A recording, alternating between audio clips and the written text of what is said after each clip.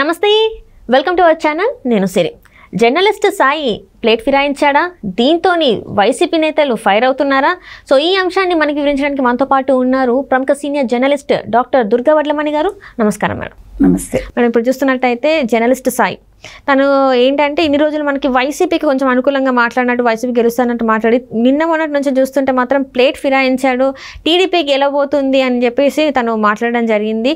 అయితే ఇప్పుడు ఏంటంటే ఒక జర్నలిస్ట్గా జర్నలిస్ట్ అనేది ఏంటంటే ఎవరి పక్షాన కాకుండా ఎటు సైడ్ నిజాయితీ ఉంటే అటు సైడ్ మాట్లాడాల్సింది పోయి పార్టీలకు అనుకూలంగా మాట్లాడడం జరుగుతుంది. ఇప్పుడు మరి టీడీపీ గెలవబోతుందని ముందే తెలిసి టీడీపీకి చేయగొడుతున్నారు అనుకోవచ్చా? మరి అంటే ఇప్పుడు ముందు అసలు ఎందుకు ఇట్లా అయింది అని చెప్పుకున్నాక మనం జర్నలిస్ట్ దగ్గరికి వద్దాం.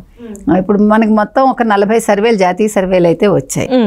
అందులో ఇంచుమించు వీళ్ళే గెలుస్తారు అంటే తెలుగుదేశం కూటమే గెలుస్తుందని చెప్పారు. వైసీపీ ఈసారి ఘోర పరాజయం అని చెప్పారు. ఈవెన్ లోక్సభలో కూడా 22 సీట్ల దాకా వస్తాయి, 22, 23 అని అందరూ చెప్పారు. ఈలోగా ఆరామస్థాన్ ఎవరైతే ఉన్నారో ఆయన ఒక సర్వే ఇచ్చారు. ఆ సర్వేలో వైసీపీ 94 నుంచి 104, తెలుగుదేశం కూటమికి 71 నుంచి 81 అని చెప్పుకుంటూ 49 ఎంతో వైసీపీకి చెప్పారు. 45.44 ఎంతో తెలుగుదేశం కూటమికి వస్తుంది పర్సంటేజ్ అని చెప్పారు. అయితే ఈ ఆరామస్థాన్ వచ్చాక కొంచెం అందరూ కూడా నిజమవుతుందా అని ఒక ఇదిలో ఉన్నారు, డైలమాలో. ఇప్పుడు నిన్న India today, my axis, today Chanakya 2 సర్వేలు వచ్చాయి మనకి. అందులో వాళ్ళు ఖచ్చితంగా ఏం చెప్పారంటే ఈసారి చాలా బ్రహ్మాండమైన మెజారిటీ వస్తుంది తెలుగుదేశం కూటమికి. అలాగే లోక్సభలో కూడా 22 నుంచి 23 వస్తాయి తెలుగుదేశం కూటమికి అని చెప్పారు. అయితే దీన్ని ఎందుకు నమ్మాలి మనం? ఇంతవరకు వాళ్ళు ఇచ్చిన సర్వేలు ఎప్పుడూ కూడా తప్పలేదు. మీకు అదే ఆరామస్థాన్ వాళ్ళు తీసుకుంటే 2014లో ఆయన చెప్పిన దానికి రివర్స్ అయింది. ఆయన వైసీపీకి వస్తాయి అనుకున్నవి తెలుగుదేశానికి వచ్చాయి. అంటే ఆయన వైసీపీకి 112 వరకు వస్తాయి, 105 నుంచో ఎంతో చెప్పారు ఆయన. అయితే 106 వచ్చాయి తెలుగుదేశానికి. ఇక్కడేమో 65 నుంచి ఎంతో చెప్పాడు ఆయన తెలుగుదేశానికి. అయితే వైసీపీకి అప్పుడు 67 వచ్చాయి. ఆరామస్థాన్ వలీది అప్పుడు తప్పింది. అయితే ఆయన 2019లో చెప్పింది కరెక్ట్ అయింది. సో ఇప్పుడు ఆయన ఇచ్చిన సర్వే ఏదైతే ఉందో ఇది కూడా రివర్స్ అవ్వచ్చు కదా అని అందరూ నిన్న అనుకున్నారు. కానీ ఇండియా టుడే వాళ్ళు ఇచ్చేది మాత్రం ఎప్పుడు తప్పదు. సో ఈ సర్వే వచ్చాక నిన్న జర్నలిస్ట్ సాయి గారు ఒక వీడియో రిలీజ్ చేశారు. ఈసారి తెలుగుదేశం కూటమికి ల్యాండ్ స్లైడ్ విక్టరీ వస్తుందని ఆయన చెప్పారు. అంటే ఆయనని కాదు, అంటే ఇండియా టుడే సర్వే వాళ్ళు చెప్పారని. అయితే ఇది మనం చూసుకుంటే 99లో అలాగ 180 సీట్లు వచ్చాయి 295కి అప్పట్లో తెలుగుదేశానికి. చాలా మంచి మెజారిటీ అన్నమాట. ఆ రకంగా ఈసారి వీళ్ళకి 160 సీట్లు వచ్చినా ఆశ్చర్యపోక్కర్లేదు అనేది అందరూ చెప్పుకునే మాట. అయితే ఇక్కడ జర్నలిస్ట్ సాయి గారు తెలుగుదేశానికి ఫరుగా మాట్లాడాడు ఆయన. అది ఆశ్చర్యకరమైన విషయం. నిన్నటి వరకు ఆయన వైసీపీ కొమ్ము కాసిన మనిషి ఈరోజు సడన్గా ఇండియా టుడే సర్వే వచ్చాక, ఆరామస్థాన్ వల్ల ఇది వచ్చాక కూడా, రాత్రి ఇది వచ్చాక ఆయన వెంటనే ఇలా వీడియో రిలీజ్ చేయటం అనేది జర్నలిస్ట్ సాయి గోపి అవుతున్నాడా అని అందరూ అనుకుంటున్నారు అనమాట. కావచ్చు, ఇప్పుడు ఈయనే కాదు, ఇప్పుడు మిగతా ఇంకా చాలామంది రేపటి నుంచి మారిపోతారు. మనకు తెలిసేది, మనం ముందు ముందు చూడబోతున్నాం. ఎంతోమంది వాళ్ళు ప్లేట్లు ఫిరాయిస్తారు. మనకు ఒక ప్రొడ్యూసర్ కూడా ఈ మధ్యలో మారిపోయాడు కదా మీరు చూసుకుంటే కనుకైతే. తర్వాత ప్రొఫెసర్ నాగేశ్వర్ ఒకసారి అలా మాట్లాడతాడు, ఒకసారి ఇలా మాట్లాడతాడు. ఆయనకి స్థిరం లేదు. ఆయన మీద చాలా ట్రోలింగ్ నడిచింది ఆ మధ్యలో. కాబట్టి వీళ్ళందరూ కూడా ఏ ఎండకు ఆ గొడుగు పట్టే రకాలన్నమాట. వాళ్ళు ఎలాగైనా మారుతారు. మనం ఊసరవెల్లి పేరు చెప్పుకోవద్దు. ఎందుకంటే ఊసరవెల్లి తను సర్వైవ్ అవ్వడం కోసం రంగులు మార్చుకుంటుంది. అంటే ఇతర జంతువులు తను గుర్తుపట్టకుండా అది రంగు మార్చుకుని అది బతుకుతుంది అనమాట. బతకడం కోసం రంగులు మారుస్తుంది. ఇక్కడ అలా కాదు, పక్క వాళ్ళని ముంచడం కోసం వీళ్ళు రంగులు మారుస్తారు. కాబట్టి మన ఊసరవెల్లిలాగా రంగులు మారుస్తున్నారు అనేది మనం మాట్లాడకూడదు నా ఉద్దేశంలో. వాటిని మనం కించపరుస్తున్నాం. మన జంతువుల్ని కావచ్చు, లేకపోతే ఇట్లాంటి వీటిని కావచ్చు, మనం అసలు కంపేర్ చేసుకుని వాటిని బాధ పెడుతున్నాం మనం అనవసరంగా. అంటే వాటి మనోభావాలు మనం దెబ్బతీస్తున్నాం అనమాట. రైట్. అంటే ఇక్కడ చూస్తుంటే మీరు అన్నారు చాలా మంది మరి ప్లేట్ ఫిరాయించే అవకాశం ఉందని చెప్పేసి. అంటే ఇప్పుడు చాలా వరకు కూడా చూస్తుంటే బందోబస్తులు మనం చూసాం. టీడీపీ అధినేత ఇంటికే కావచ్చు, టీడీపీ కార్యాలయానికి కావచ్చు బందోబస్తు ఏర్పాటు చేశారు.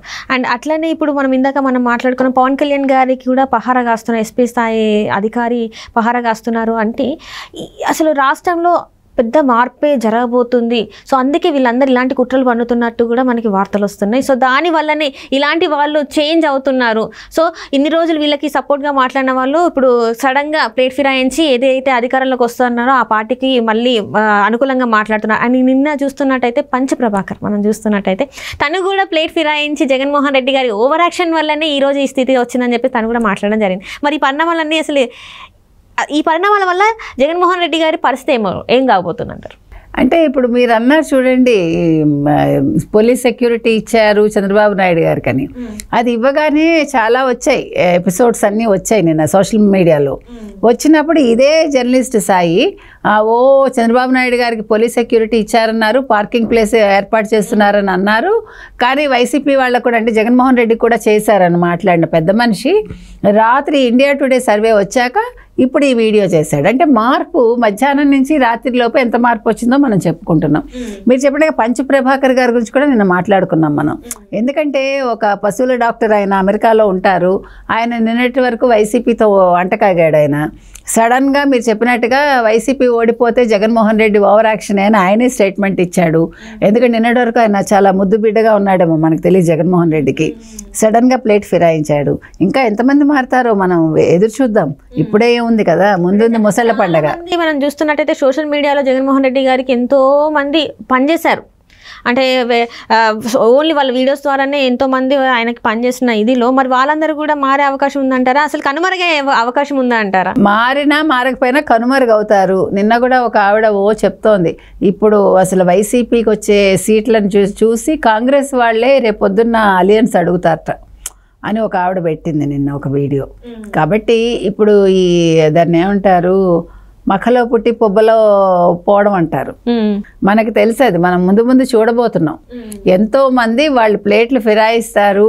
మనకు ఒక ప్రొడ్యూసర్ కూడా ఈ మధ్యలో మారిపోయాడు కదా మీరు చూసుకుంటే కనుక. అయితే అట్లాగంటే విదిన్ షార్ట్ పీరియడ్ వెళ్ళిపోతారనమాట. అట్లాగా అంటే కార్తీ గురించి మాట్లాడతారు. అలాగా వీళ్ళందరూ కూడా ఎవరైతే ఉన్నారో ఈ మీరు చెప్పినట్టుగా ఈ సోషల్ మీడియాలో వచ్చేవాళ్ళు, పెయిడ్ ఆర్టిస్టులు కావచ్చు, పెయిడ్ జర్నలిస్టులు కావచ్చు, ఈ పెయిడ్ ఛానల్స్ అన్నీ కూడా ఈ పుట్టగొడుగులన్నీ కూడా విదిన్ నో టైం కనుమరుగైపోతాయి. నిజంగా మిగిలేది ఏంటంటే సరైన అంటే నిజంగా వాళ్ళు జర్నలిస్టులుగా ఉండి either that side or this side, అది వాళ్ళ ఇష్టాలు. అంటే కరెక్ట్ జర్నలిస్టిక్ విలువలు పాటించే వాళ్ళే మిగులుతారు. అంటే ఇప్పుడు మనం జర్నలిస్ట్ టాపిక్ వచ్చింది కాబట్టి మేడం, చాలా మంది జర్నలిస్టులు ఏంటంటే ఎవరికి జర్నలిస్టులే కావచ్చు ఇంకా వేరే వాళ్ళు కావచ్చు ఏంటంటే నిజాలు మాట్లాడకుండా చాలా వరకు తప్పుదారి పట్టిస్తున్నారు ప్రజల్ని అనేది ఒకటి కూడా ఉంది. మరి ఆ కోవకి ఈ సాయి కూడా చెందుతారు అనుకోవచ్చు. మరి ఇంకా సందేహమా మీకు?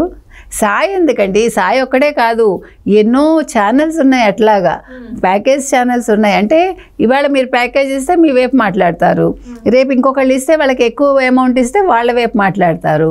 సో వీళ్ళందరూ కూడా అలాంటి తానులోంచి వచ్చిన వాళ్ళు కాబట్టి ఆ తాను మొక్కలే కాబట్టి వీళ్ళు కూడా అలాగే తయారవుతారు. అంతే. Right madam, right. Thank you so much madam.